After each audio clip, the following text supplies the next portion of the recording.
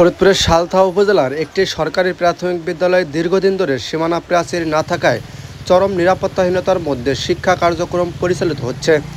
বিদ্যালয়ের মধ্য দিয়েই স্থানীয় লোকজনের চলাচল, পাশেই মাদ্রাসা এবং ব্যস্ত সড়ক সংলগ্ন অবস্থান, সব মিলিয়ে প্রতিনিয়ত দুর্ঘটনা ও অনাকাঙ্ক্ষিত ঘটনার আশঙ্কায় রয়েছে শিক্ষক, শিক্ষার্থী ও অভিভাবকরা।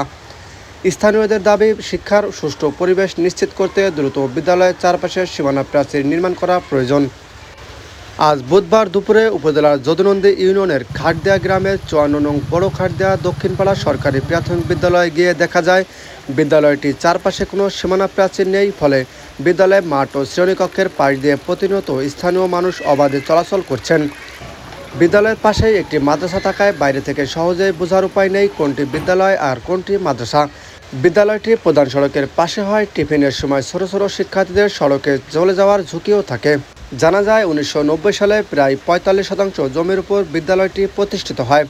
বর্তমানে বিদ্যালয়ে একজন ভারপ্রাপ্ত প্রধান শিক্ষক ও ৩ জন সহকারী শিক্ষিকা দায়িত্ব পালন করছেন। বিদ্যালয়ে মোট শিক্ষার্থী রয়েছে ১৩৪ জন।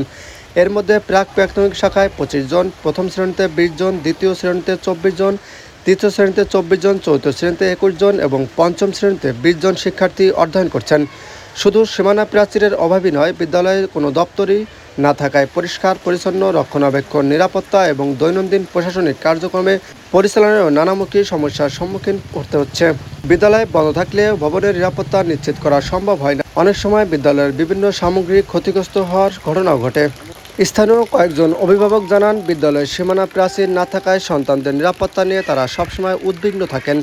টিফিনের সময় কিংবা ছুটির পরে শিশুরা কখন রাস্তায় চলে যায় সেই আশঙ্কা থেকেই যায়।